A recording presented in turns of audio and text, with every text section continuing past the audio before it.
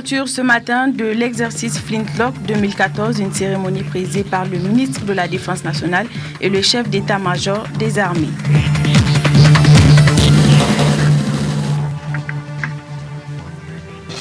Cérémonie de remise hier des trophées du TIFA 2014 à l'occasion de la célébration de la Journée internationale de la femme. Plusieurs femmes africaines ont été distinguées.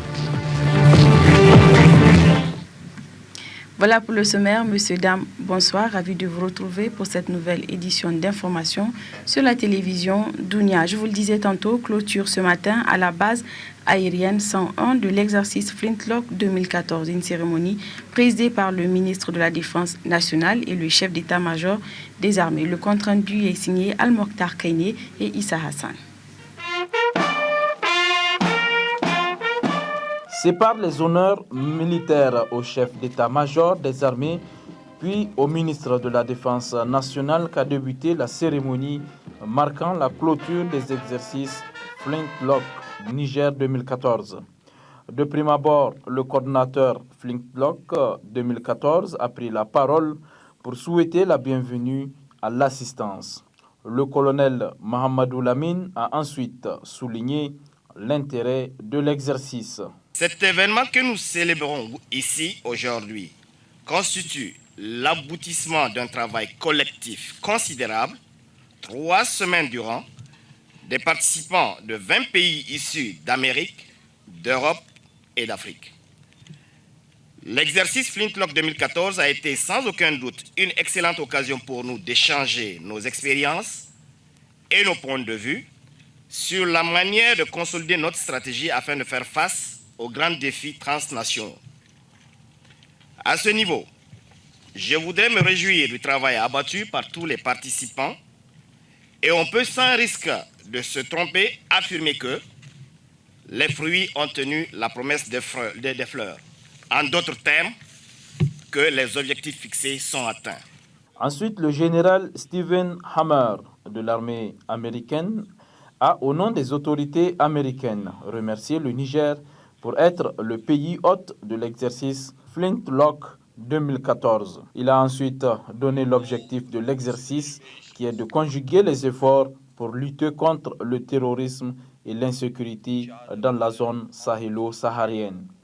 Le chef d'état-major des armées du Niger a, dans son mot de clôture, rendu grâce à Dieu pour sa bénédiction sur l'exercice qui s'est déroulé dans des meilleures conditions. 3 semaines, disais-je, au cours desquelles les militaires de 20 pays ont eu à travailler ensemble quotidiennement pour renforcer leurs compétences et pratiquer et partager leur expérience dans une ambiance fraternelle en s'appuyant sur un scénario d'exercice très réaliste et motivant, assurant à tous les participants un cadre pragmatique de travail.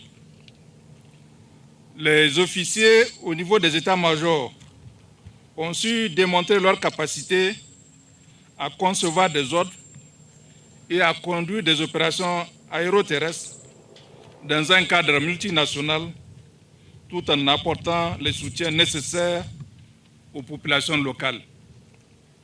Quant aux hommes qui œuvrent sur le terrain, ils ont su acquérir le savoir et le savoir-faire nécessaires pour mener à bien leur mission. L'incident malheureux survenu à Iférouane, à l'occasion de l'ouverture du festival de l'Aïr, peut nous permettre d'attester que nos militaires ont mis à profit tout ce qu'ils ont appris au cours des préparatifs de l'exercice pour intervenir sur le terrain et sauver des victimes de l'incident. S'en est suivi une conférence de presse co-animée par le ministre de la Défense nationale, le chef d'état-major des armées et le général Hammer. Une conférence de presse au cours de laquelle ils ont salué l'atteinte des objectifs assignés au cours de l'exercice. Mais également, ils ont indiqué l'opportunité créée par l'événement pour échanger sur plusieurs questions sécuritaires À noter également que le général Hammer n'a pas manqué de mentionner l'hospitalité dont ils ont été témoins de la part des Nigériens.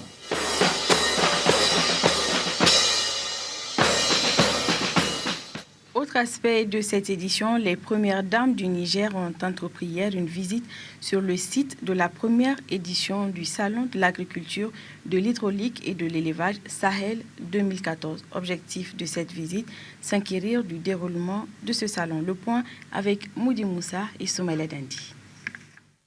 Accueillis de leur arrivée par le ministre d'État en charge de l'agriculture, les premières dames qu'accompagne pour la circonstance l'épouse du Premier ministre entreprennent ainsi une visite sur le site du premier salon de l'agriculture, de l'hydraulique et de l'élevage Sahel 2014 ouvert le 6 mars dernier. Entreprise en grande pompe, cette visite a notamment permis aux premières dames de passer attentivement en revue l'ensemble ou presque des stands où sont exposés les différents articles soumis à l'appréciation du grand public nigérien, mais aussi de découvrir les grandes innovations mises en place dans le domaine de l'agriculture, l'eau et de l'élevage.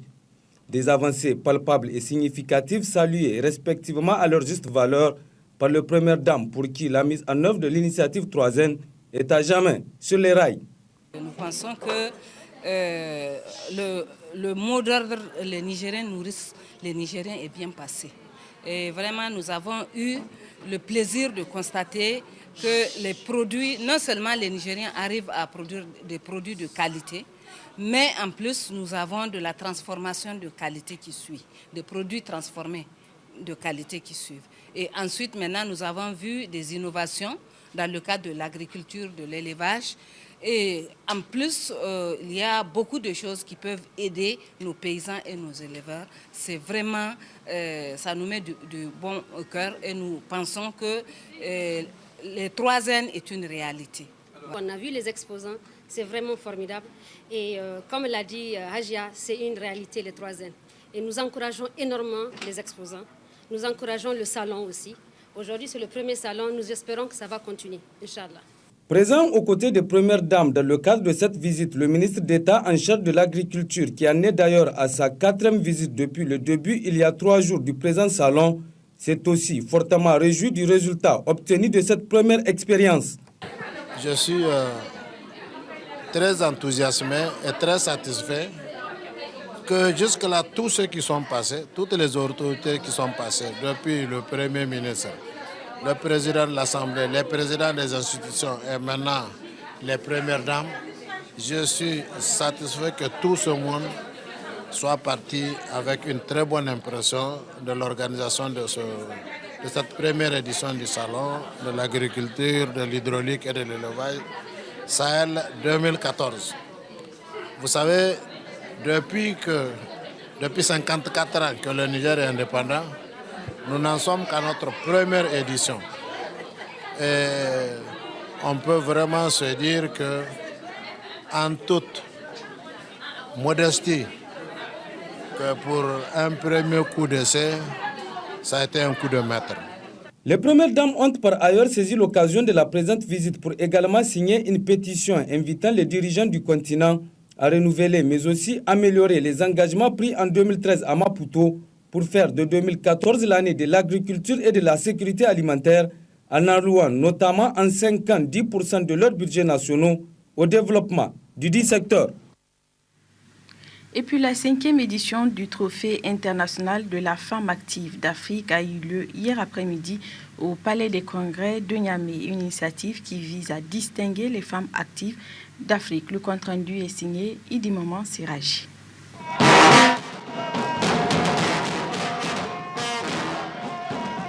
C'est dans une ambiance festive qu'a débuté cette 5e édition du Trophée international de la femme active d'Afrique, TIFA 2014.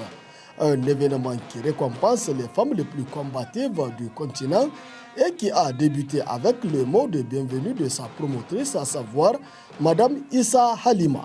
En prononçant son discours pour la circonstance, la ministre des Enseignements primaires assurant l'intérim de son homologue de la promotion de la femme a salué l'initiative avant de rappeler les efforts enregistrés par le Niger pour ce qui est de la promotion de la femme. Depuis le 20 novembre 1987, date de la nomination de la première femme ministre à la personne de Mme Moumouni Aïssata. À nos jours, les femmes nigériennes accèdent et participent de plus en plus aux emplois supérieurs de l'État. La politique de quotas instituée depuis quelques années et progressivement renforcée contribuera à renforcer les progrès enregistrés et les enraciner dans les administrations publiques nigériennes. L'humanité peut et doit réagir pour que la paix règne partout dans le monde et qu'ensemble nous puissions partager les fruits positifs de l'ingéniosité de la femme pour notre bien commun et celle de toutes les générations futures. C'est un devoir sacré pour nous tous. Au cours de ce TIFA 2014, plusieurs grandes femmes seront distinguées à travers divers trophées, dont celui dit trophée spécifique, décerné à des hommes qui, tout au long de l'année, ont œuvré pour la promotion de la femme. Ensuite, le trophée du leader en devenir qui distingue les femmes émergentes dont le dynamisme fera d'elles des leaders dans un très proche avenir. Et c'est le cas de la rédactrice en chef de la télévision Dunia, Rachida Altine, qui s'est dit très honorée par une récompense qui honore l'ensemble de la presse nigérienne. C'est un plaisir aujourd'hui de recevoir cette distinction. Au-delà de ma modeste personne, c'est également un honneur pour la presse nigérienne, l'ensemble de la presse nigérienne. Je me dis de recevoir ce trophée, je les remercie. Et c'est un trophée que je dédie vraiment à la femme nigérienne. Particulièrement les femmes journalistes, les femmes qui sont dans le domaine de la communication.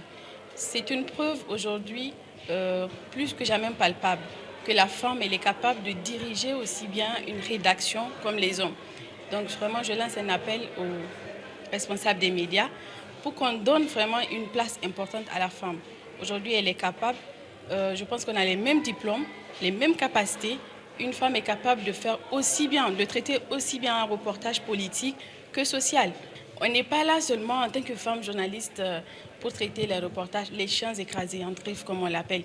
Donc c'est pour dire que vraiment il faut qu'on donne à la femme plutôt la place qu'elle mérite. C'est un trophée que je dédie également à toute la jeunesse. Ne cessez pas de croire en vos rêves plutôt, tout est permis. D'autres trophées comme celui des leaders actuels ou celui des femmes pionnières ont été décernés à des femmes représentant plusieurs pays africains comme le Bénin, le Burkina Faso, la Côte d'Ivoire, la Mauritanie, le Togo, le Rwanda ou le Nigeria. La suite de ce journal, le gouverneur de la région de Niamey, accompagné par le président du conseil de ville de Niamey, a effectué une série de visites dans plusieurs quartiers de la ville de Niamey. Yantalaba, Saga ont constitué le périple de cette visite afin de mobiliser la population pour faire de Niamey une ville propre. N'est-ce pas, Taïo Ramadou? Cette belle matinée de dimanche, le gouverneur de la région de Niamey et le président du conseil de ville, très soucieux du programme Niamey-Niala, étaient allés à la rencontre de ces braves femmes de Yantalaba réunies autour du maire du 1er arrondissement. Objectif, rendre salubre ces quartiers. Une mobilisation qui fait suite à la journée internationale de la femme. La deuxième visite a conduit le gouverneur et sa délégation au cimetière de Saga. Là, les hommes et les femmes se sont mobilisés pour accomplir ces devoirs louables pour tout musulman. Ces populations appellent les autorités pour leur venir en aide.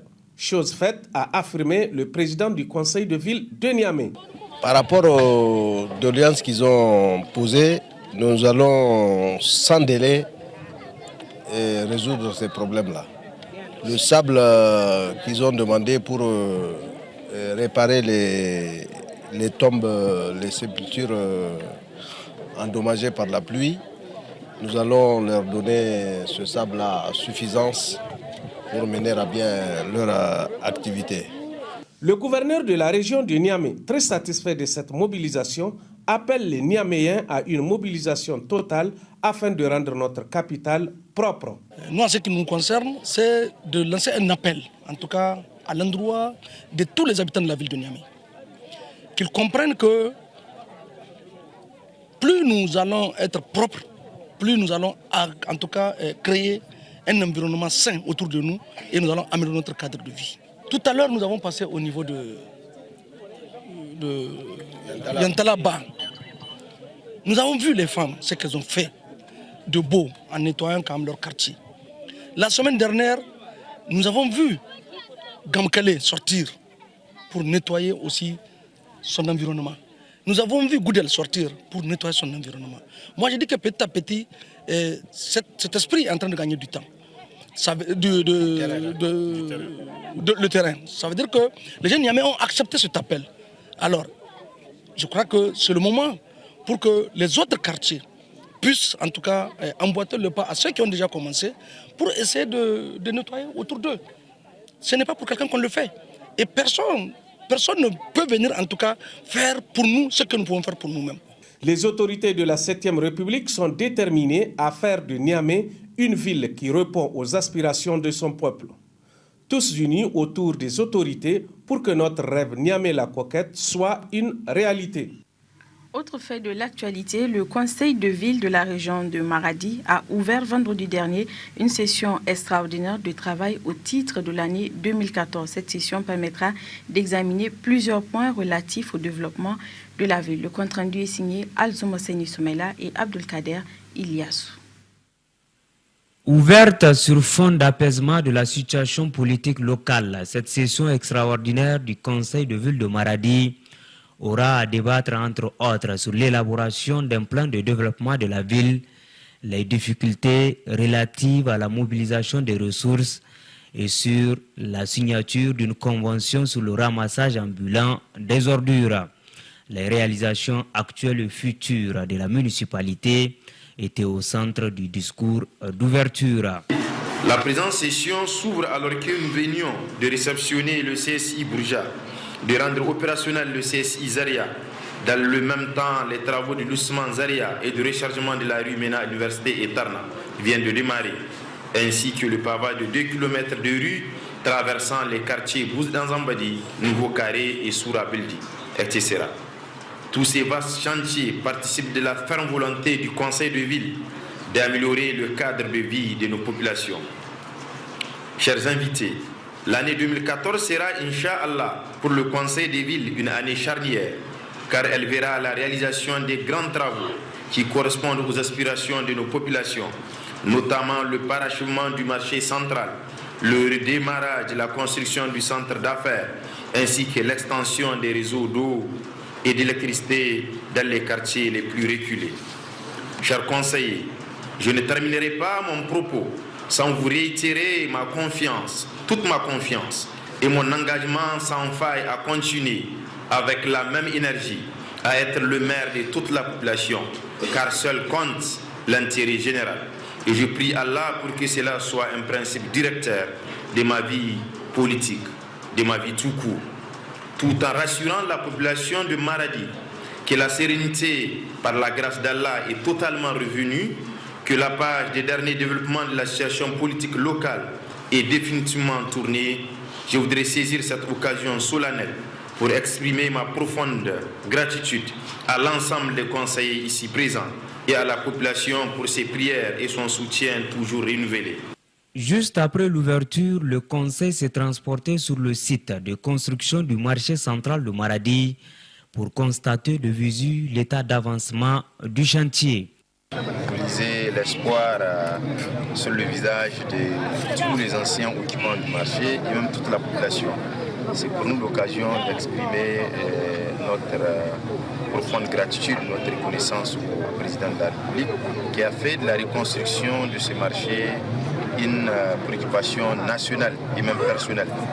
Parce que vous savez, ça fait 4 ans, voire 5 ans que le marché a été détruit et que cela cause énormément de difficultés à la commune, notamment en termes de recettes, mais aussi cela a agi sur le capital même des différents commerçants. Nous estimons que d'ici quelques mois, par la grâce d'Allah, ce serait une page qui sera définitivement tournée afin que Maradi reprenne véritablement son leadership en termes de carrefour économique de notre pays. En marge de cette session, le président du conseil de ville de Maradi a réceptionné le mur de clôture de l'école Lobby construit par la municipalité. Il a également procédé au lancement de la distribution gratuite de vivres aux populations sinistrées de 2013 de la ville de Maradi qui vont bénéficier d'environ 53 tonnes de vivres de la part de l'État. Toujours dans nos régions, l'Union des étudiants nigériens à l'Université de Zender a rendu publique une déclaration. Celle-ci est relative à la situation socio-académique. La teneur avec Adam Mostafa, secrétaire général de l'UNUS. La manifestation d'aujourd'hui se tient dans un contexte national extrêmement difficile pour les scolaires nigériens de façon générale et la situation universitaire en particulier. Et elle s'en est de même sur tous les plans politiques, économiques, sociaux. Les sons réservés à notre plateforme revendicative est assez éloquent pour illustrer la situation évoquée si haut. Chers camarades, chers invités, mesdames et messieurs, ils vous souviendront qu'en date de 11 février 2011, 24 février 2013 et 6 janvier 2014, l'UNUS a déposé à la Cour des rentrées académiques successives 3 plateformes revendicatives dont les points saillants sont l'amélioration de la capacité d'accueil de notre université en termes d'infrastructures de cours, de dortoirs, des 5 bus additionnels, des véhicules de sortie pédagogique, la construction d'une infirmerie, la prise en charge totale des étudiants en cas de sortie pédagogique, l'octroi des tickets aller-retour pour les étudiants qui vont en stage. L'augmentation conséquente de la subvention allouée à l'Université des Andes. Néanmoins, l'UNUS reste ouverte au dialogue et franc et sincère pour le bon fonctionnement de l'école nigérienne. Chers camarades, chers invités, au plan socio-économique et politique, le contexte se caractérise par une dégradation du pouvoir d'achat. Direction Agadez, à présent où un incendie s'est déclaré au quartier Toudou. Plusieurs cases ont été ravagées par les flammes. Il y a eu plus de peur que de mal. Reportage Ramedi Alassane et Babale Amazaki. Selon plusieurs témoins, le feu s'est subitement enclenché dans une concession dont les propriétaires vaquaient ailleurs à leurs occupations quotidiennes. 2 enfants qui dormaient dans une des cases ont été sauvés de justesse. Et donc, fort heureusement, pas de pertes en vies humaines. Néanmoins, les flammes ont réduit en fumée tous les biens des propriétaires, dont plusieurs motos. Les forces de défense et de sécurité se sont déployées en masse, y compris le gouverneur de la région, qui également s'est promptement rendu sur le lieu du sinistre. Sur place, l'ambiance était électrique, non pas à cause de l'incendie ou des poteaux de la Nigeria qui menacent de s'enflammer, mais à cause de l'absence sur le lieu des sapeurs-pompiers dont la compagnie se trouve à moins de 50 mètres des lieux du sinistre. Le gouverneur de la région a joué aux sapeurs-pompiers, non pas pour éteindre l'incendie, mais pour calmer les habitants de Toudou, venus en masse secourir les sinistrés.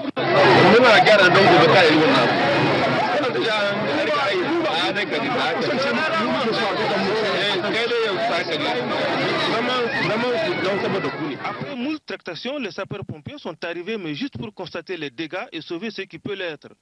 Selon des informations dignes de foi mettant du coup fin à cette polémique, les sapeurs-pompiers seraient déployés ailleurs pour des exercices militaires en cours dans la région.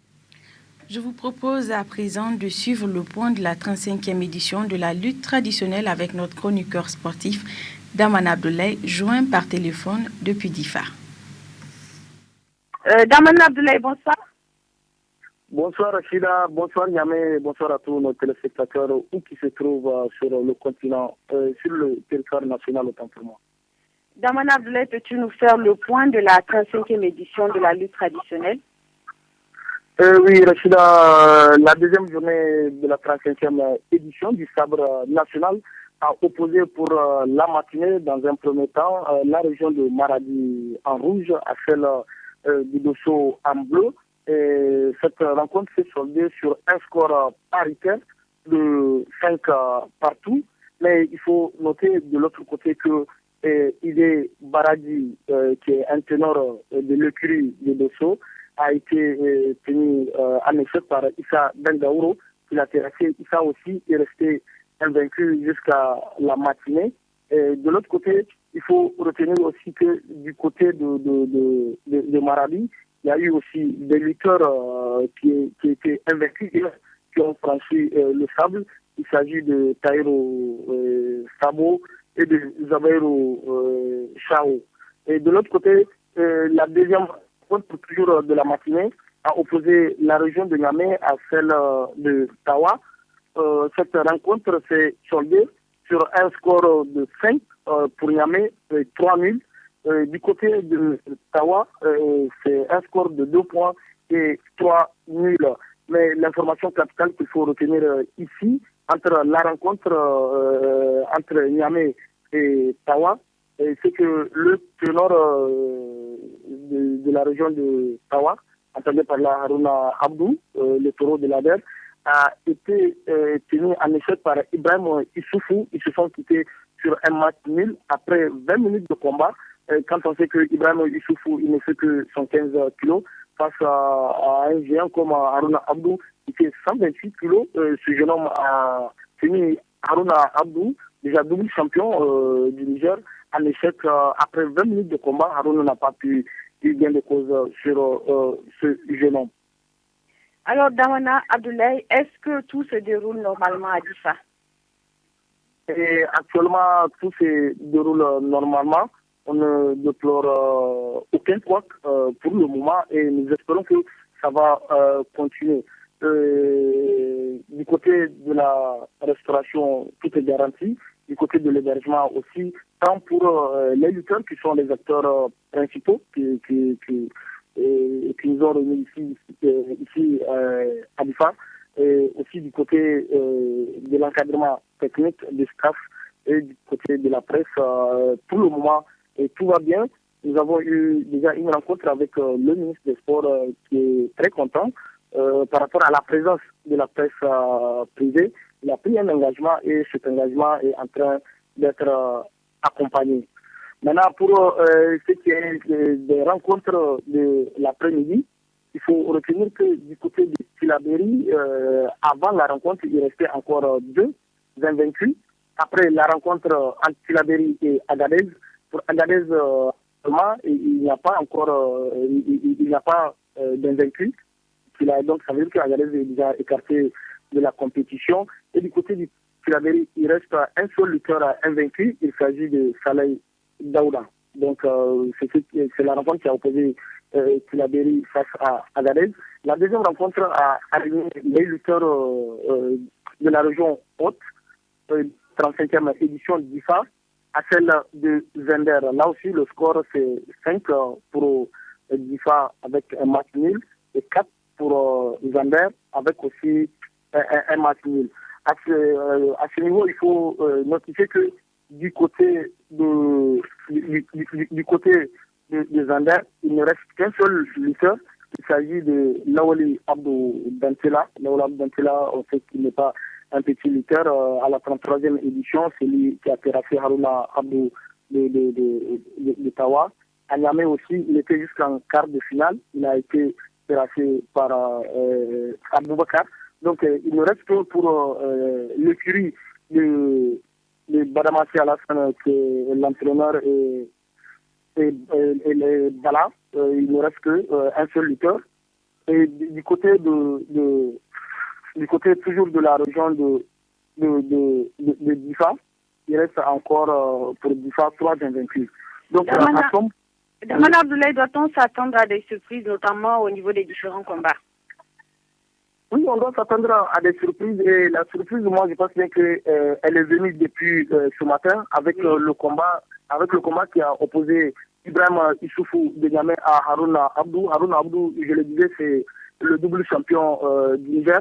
Il a été tenu en échec par Ibrahim Issoufou. À partir de cet instant-là, l'information capitale qu'il faut retenir, c'est que les arènes nigériennes auront, Inch'Allah, cette année, un nouveau roi, outre que déjà un ancien roi aurait déjà remporté ce sabre. À partir de Haruna Abdou, c'est fini. Tous les lutteurs qui restent invaincus n'ont jamais remporté ce sabre. Parce qu'il faut rappeler que les anciens champions, déjà 2 ont été écartés par l'article 9 du nouveau code. Il stipule qu'ils ne sont pas nigériens. Il s'agit de Alio Salaou de Zander et de Omar Obimigaou de Maradi.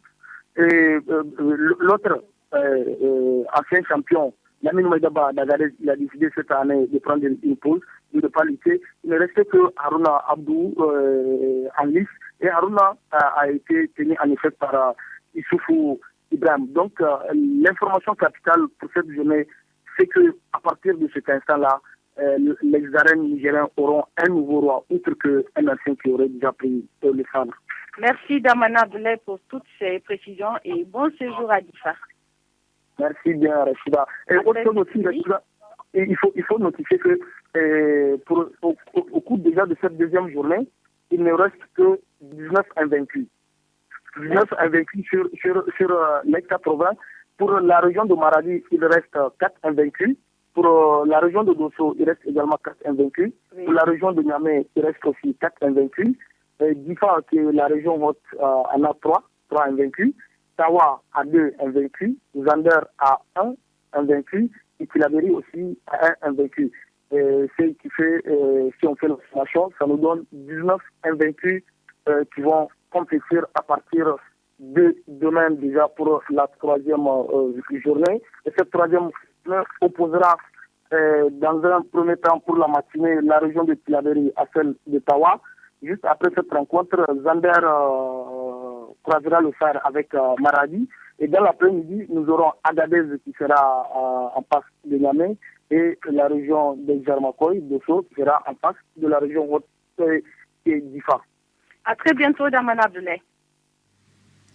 Voilà, ainsi s'achève ce journal. Merci de l'avoir suivi. Prochain rendez-vous avec l'actualité demain à 13h. Très belle fin de soirée à tous ceux qui nous ont suivis et bon début de semaine.